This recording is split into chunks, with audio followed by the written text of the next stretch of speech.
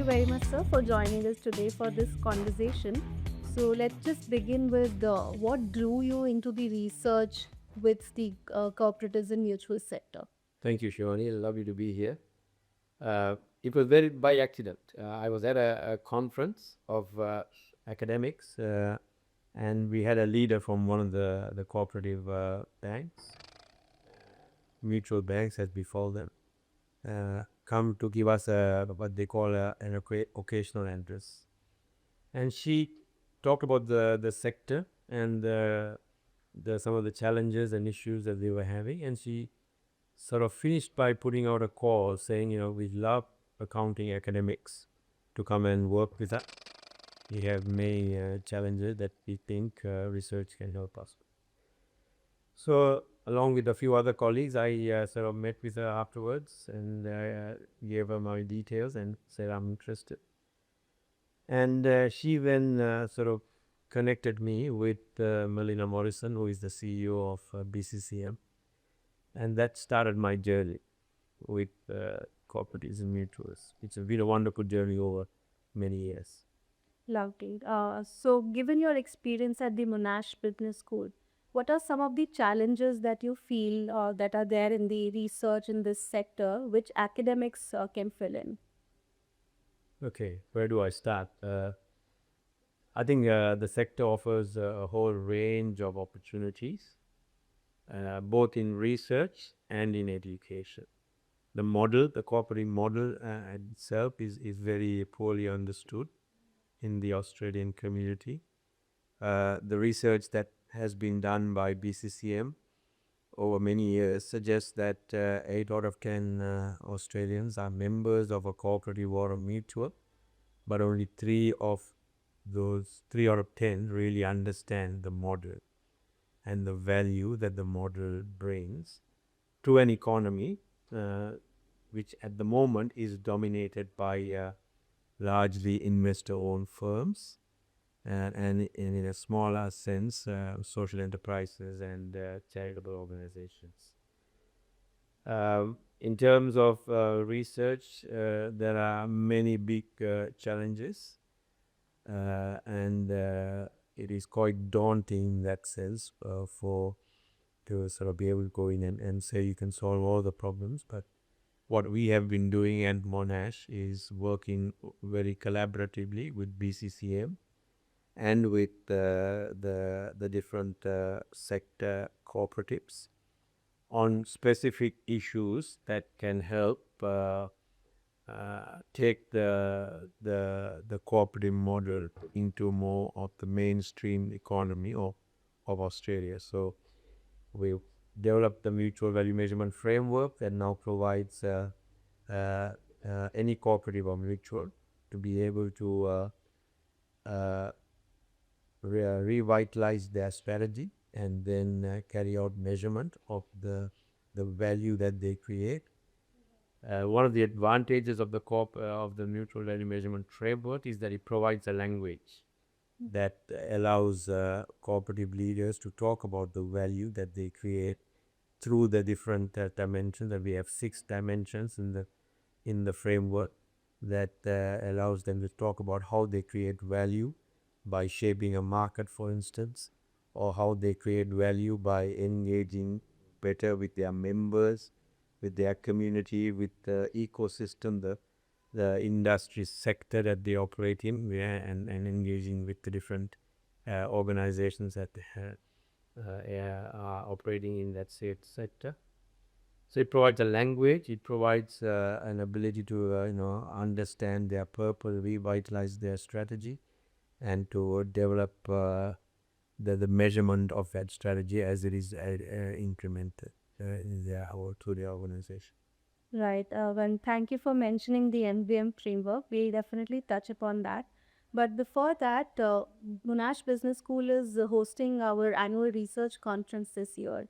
So, how do you see this partnership with ICA-AP, and what's there for the delegates in this conference? What do they can expect?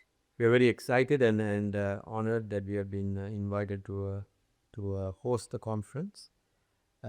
We see the opportunity to host the conference as a and also an opportunity to showcase the partnership that we've had at the business school with the Australian cooperative and mutual sector through BCCM.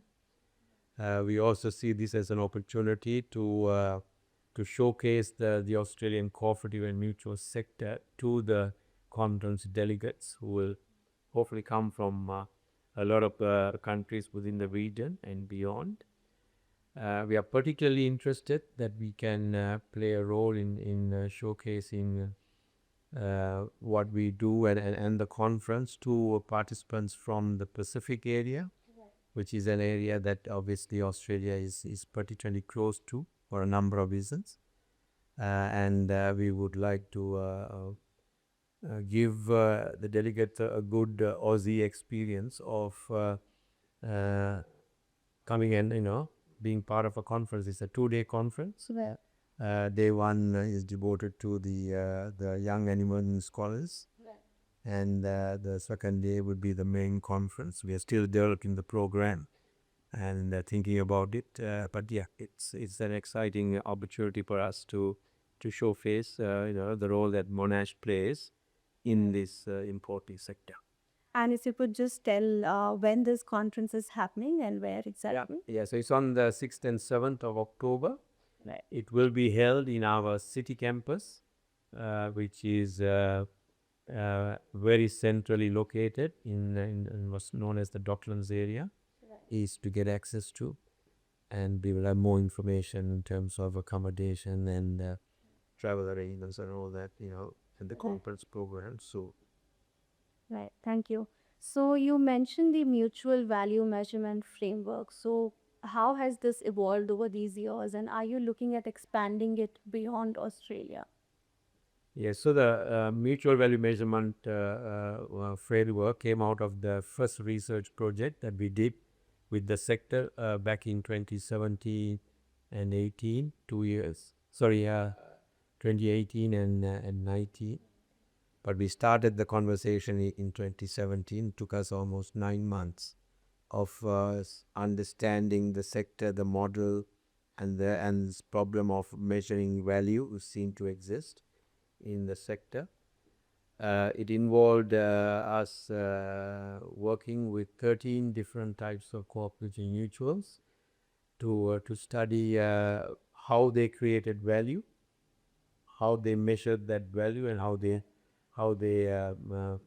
what sort of activities that they undertook to create that value. So through that field study, qualitative field study, we developed this framework.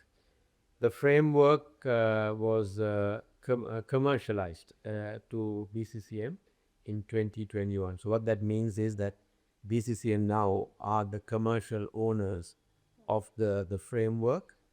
We remain the academic partners and owners of the framework, so we can still use it from a research perspective, but we don't own the commercial rights to the framework. Now, BCCM, with the support of Mutuo, which is a UK-based cooperative consulting group, has taken the framework to different Australian cooperatives, to cooperatives in the UK, and at the moment in New Zealand. Right. And we are looking to take this framework to other parts of the world. I mean, we certainly want to read in India. And part of my visit this week is to sort of explore and start that conversation with the ICA, but also with some of the cooperative, the larger cooperatives that exist in this country. And then who knows, the world beyond. I mean, we went to the US as well in 2022, and we engaged with a large mutual insurance peak body and their members, but nothing has sort of progressed beyond the initial presentation and engagement with a whole group of cooperative leaders in that field. But we are hoping that over time we can develop an opportunity within the US as well. Right. So I remember when the MVM framework had just been rolled out, we had a conversation back then. So it's good to know that it has been adopted by cooperatives in another country. Now, from the governance and board perspective, how has MVM influenced performance reporting, decision making, or accountability? So one of the things that we do as researchers is once the framework has been shaken up, uh, I should mention also that as part of the work we do with BCCA, we have developed an accreditation framework for the mutual value measurement. So when a cooperative or mutual takes up the frameworks, we allow them to sort of work with that framework for about a year, and then they are invited by BCCM to apply for accreditation. Right. So there is a process that we have set up where there is a accreditation committee that BCCM chair with an industry leader on the committee, and I'm on that committee as well. And we have a simple survey instrument that we distribute to the cooperative with a series of questions that they respond to with supporting evidence, which comes to the accreditation committee, which is then evaluated. And if we are happy that the cooperative has or mutual has implemented the framework in the way that we have laid it out, we then issue them with an accreditation. So they get like a badge. It's a bit like the B Corp badge, an MVM certification that they are then able to use with their marketing and communication material. Right. So along with that, what we do is we sometimes go into some of these organizations and we study how they are using the framework, Correct. and we end up writing a case because we use it in our education as well. So what we have seen over the years is that the framework has helped organizations in a number of ways. One is it helps them to sort of revitalize their understanding of their purpose and their strategy. Because the MVM framework, the purpose starts with the purpose. They will think about their purpose, and then it sort of ties the value dimension, the 6 value dimensions to that purpose. Right. So through that process, organizations are able to sort of refresh their strategy. And we have examples where whole strategies have been redesigned using the MVM, where they've said, okay, our previous strategy really wasn't right. We now, we're going to revitalize that using the MVM. So that's one way they've done it. Obviously, in terms of their normal performance reporting, where the MVM has been put in, they are using that to do their report. We don't in the MVM framework. We don't specify particular metrics or ways to measure. Because of the diversity of the sectors that the cooperatives are engaged in, it didn't make sense for us to specify, and we are not experts. Sure. If you're an agricultural cooperative, you're an expert. We are not an expert in agriculture. So for us to specify how you should be measuring doesn't make sense. But we are expert in measurement and creating framework, and that's what we have done. So we know that they are using that as part of their annual reporting processes. Some of them are even using it to induct new employees into the corporate or meeting. We know that through the work that we have done in following up on how they are using the corporate. We have seen the framework being used to help new directors understand the corporate business model. Right. So there is a number of ways the framework is being used. And every time I meet a CEO or a leader of a cooperative or mutual that has taken up the framework, they are very positive about it.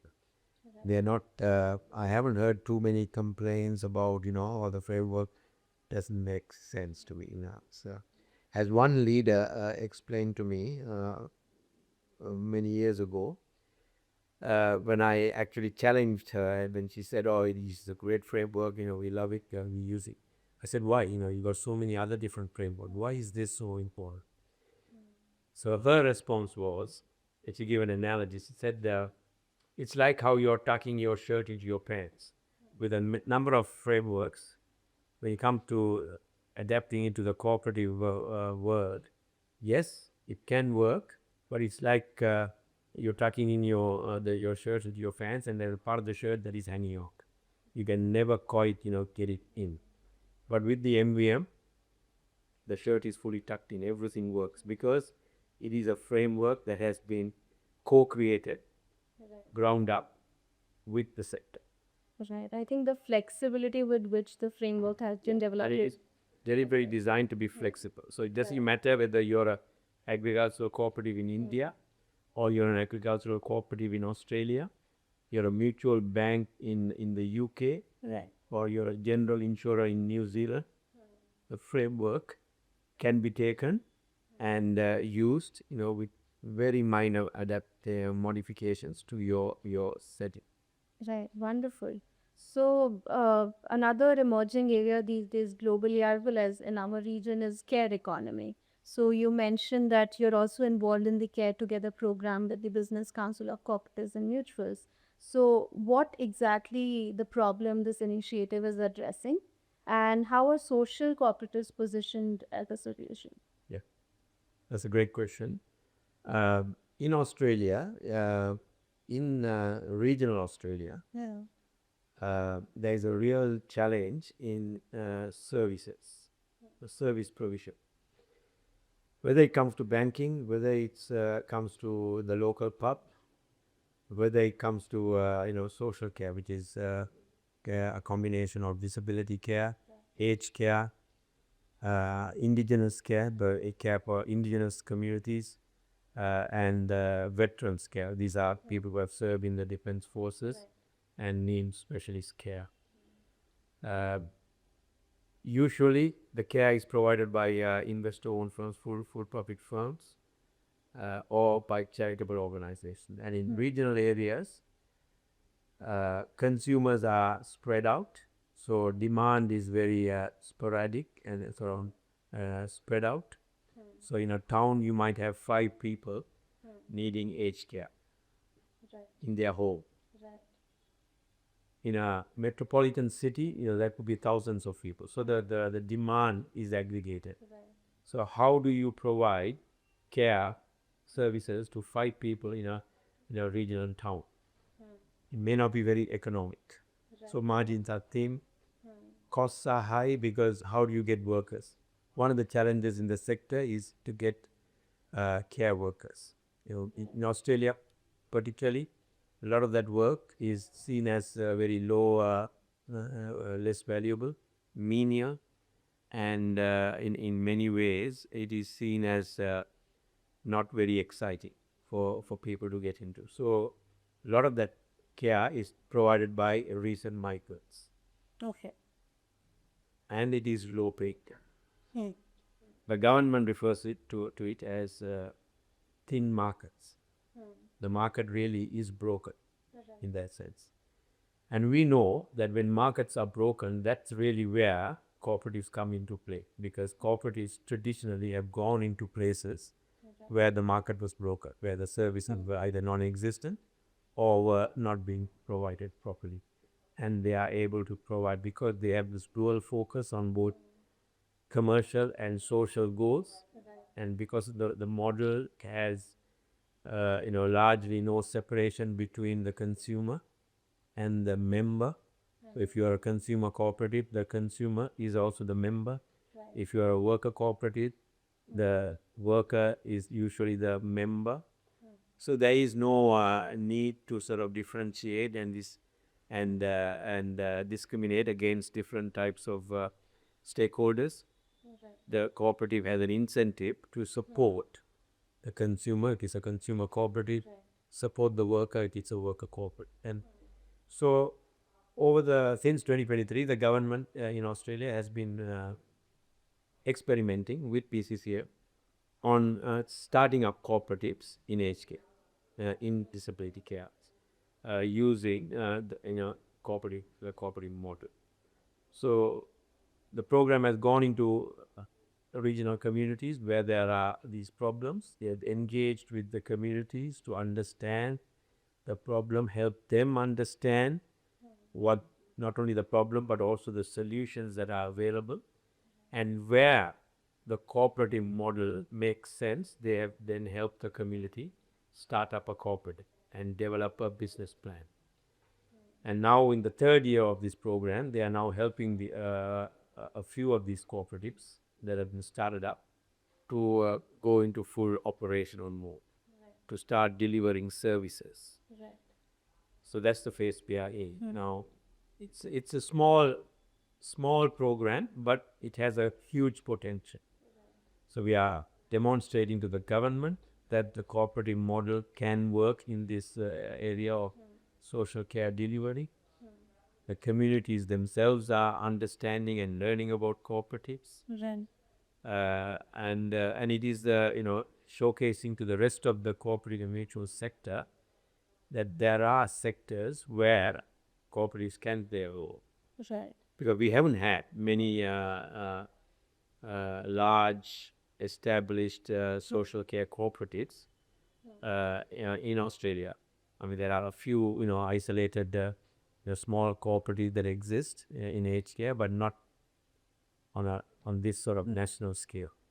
So that's what this program is doing, and hopefully the government and others will keep supporting this program over the next few years so that they can build a substantial mass of social takeovers. Right. So that's some good work that you're doing. If I understand correctly, definitely cooperatives in this sector have filled in the gap of taking the care to the regional context. But if I talk about the commercial areas like metropolitan areas, urban areas, is there any difference between from the consumer side, like how is the demand? Do they understand the difference between care services provided by commercial service providers and by cooperatives? Is there a demand specific to the cooperatives for care? I mean, we haven't investigated that, but I would think, just from my experience and from what I have seen, that the same problem exists in metropolitan areas as well. Because you get some investor-owned firms that are providing the services, but largely you get charitable organizations, church-based organizations that are providing the services, but there is still more demand than supply. Costs are a problem. The quality of services are a problem. Accessing, getting care workers is a problem. It's just that I think the government sees or saw the need to do something in regional areas because the problem was perhaps a bit more acute. Right. So my next question would be about climate resilience. How, in your opinion, the cooperatives and mutual enterprises they contribute to climate resilience and community-led sustainability in Australia and other countries in the Pacific region? Again, we haven't sort of again, and since another area that we can get into, but we haven't got into as a research team. But climate, the whole issue of climate change and net zero and all that, there has up to now been largely a focus on mitigation. How do we mitigate the adverse effects of climate change and get to net zero by a certain point in time. But I think in many countries, and certainly in Australia, there is a sense now that mitigation alone will not help. Right. We will not get us there. So we need to think about how communities can adapt to the adverse effects of climate change. Now, some of that adaptation will happen through insurance, but that again is there is a cost, and the extent of that may be limited. So there is now conversations that I'm part of where they are talking about, okay, how do we help climate adaptation? How do we help communities to adapt to to climate change, climate transitions? And in there, I think there is a role for the cooperative model, because the advantage of the cooperative model is that it brings multiple stakeholders, whether it's consumers, whether it's workers, whether it's communities. It can bring people together around a well-defined purpose. It can create value through both commercial and social, to meet social, commercial and social goals. And it can provide the governance structure that allows communities to carry out activities that help to adapt to climate change. Right. And I think the opportunity is there for us to do things like that, to explore this. So I've had conversations with we have what's known as a green lab, which is another lab that's been looking at climate change. So we've been having conversations with them about how can the cooperative model be used in that space. We have a large Pacific Action for Climate Transition, I feel it's called PACT, a research center that works across the Pacific in partnership with Pacific communities on climate, again, climate mitigation. But I think they are also now thinking about, okay, how can we actually engage with the climate adaptation and community resilience. So I think there is conversations that we can have, and hopefully those conversations lead to some projects that deliver real outcomes. And I think it's opportune for us to when I say for us, Monash, the ICA, the country peak bodies like the BCCM, to engage in this conversation with some of these industry stakeholders, community stakeholders. Right. Well, we look forward to some of these case studies and more literature on that. My last question would be, are there any specific performance or impact measurement challenges when applying frameworks like mutual value measurement to climate-related initiatives? Um, I don't think there are, because if you think about the MVM and the way we look at value creation, in a holistic sense, to really implement the MVM, and sometimes we talk about this, as the MVM being a bridge to ESG. So, a lot of organizations, including corporate mutuals, have been focused on ESG, Right. environmental, social, and governance, goals. And to really do ESG properly, you really need to understand your purpose, how you create value, what activities you engage in.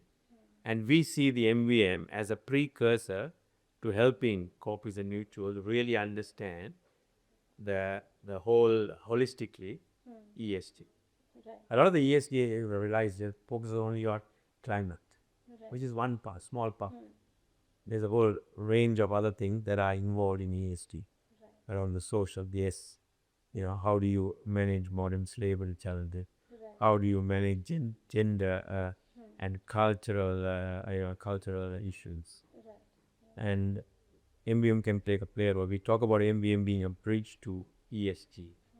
But again, we haven't done a lot of work in pushing that agenda, because we are having conversations, but it doesn't proceed beyond those initial conversations. Well, thank you, Dr. Thambar. It was lovely having this conversation, and we look forward to be in Melbourne later this year for the research conference and also learning more about some of these initiatives that we discussed today. Thank you very much. Thank you, Shivani. Thank you for your time. Thank you.